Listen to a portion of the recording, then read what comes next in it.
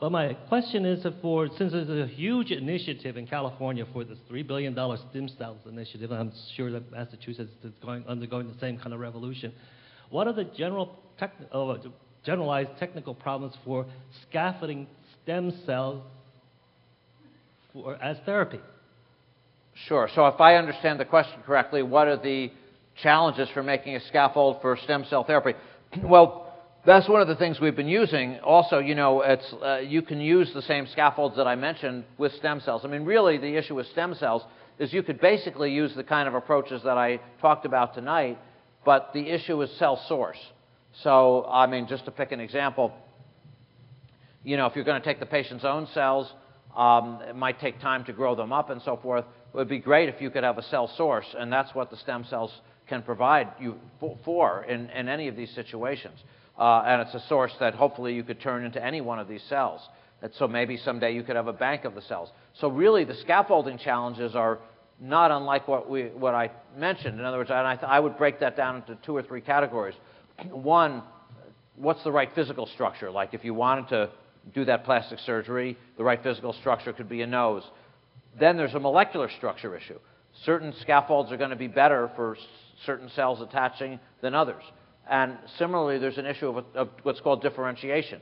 You might want the stem cell to differentiate into, say, a skin cell. In fact, Dan Anderson in our group and I and others published a paper in Nature Biotech a couple of years ago showing how we had a high throughput approach to where we could design materials that would be ideal, in this case, for changing stem cells into skin cells.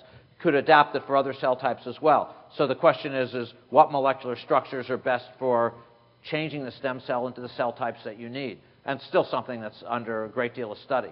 A lot of other issues as well. I mean, one of the other issues that comes up with stem cells is right now a lot of them are contaminated. So could you come up with materials that could eliminate the need for what are called mouse feeder layers that contaminate the stem cells? So a whole range of scaffolding and materials-based challenges.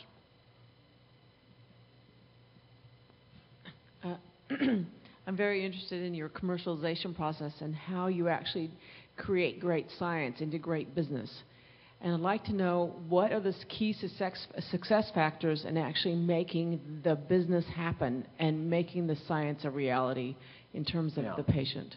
So we've tried to do it. The question has to do with moving our science into commercial products. And what we've tried to do, I think it's a partnership on a lot of things. One is I think the science needs to be far enough along that you have some type of in vivo proof of principle, and that also should be, I think, cutting-edge science that has the potential to do something very important and change the world. But beyond that, it also takes a partnership, in my opinion, between good scientists and good business people, which might mean good venture capitalists, good CEOs. I mean, people that can figure out, when you've created new science, what's the right niche. You know, there's so many different things that you can apply a lot of these enabling technologies that I talked about, and that other people have developed. And I think figuring out the right niche, figuring out the right way to finance them, the right deals with companies. So it's a partnership. In our case, we've worked very closely with some of the local venture firms, particularly Polaris Ventures in Waltham. And, you know, we've had in some of the companies just some terrific CEOs. And I think it's a combination of them working with some of the really brilliant young scientists coming out of our laboratory.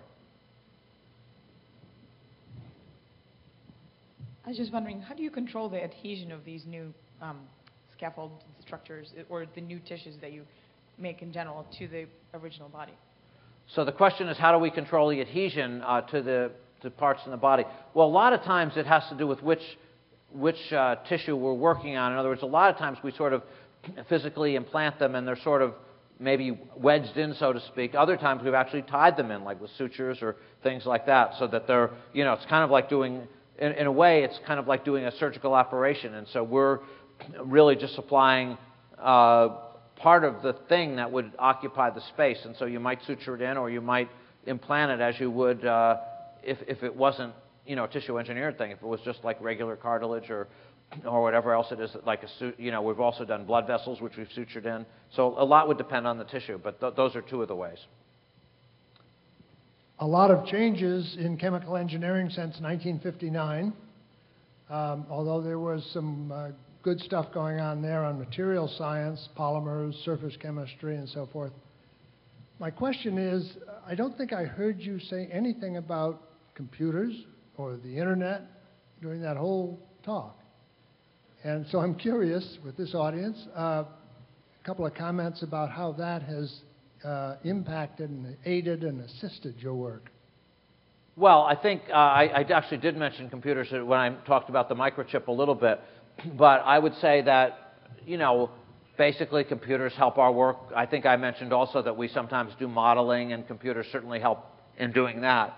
And the internet, you know, I think it keeps you up to date. I mean, you know, certainly it's been a great tool for, you know, seeing what's going on, sometimes communicating faster and understanding more what's going on. That said, I mean, a lot of what I focused on is really chemistry and engineering and ingenuity, and you know, and I think that you know, the internet and computers help, but there really has been no substitute, I think, for the really the brilliance of a lot of MIT students and their creativity.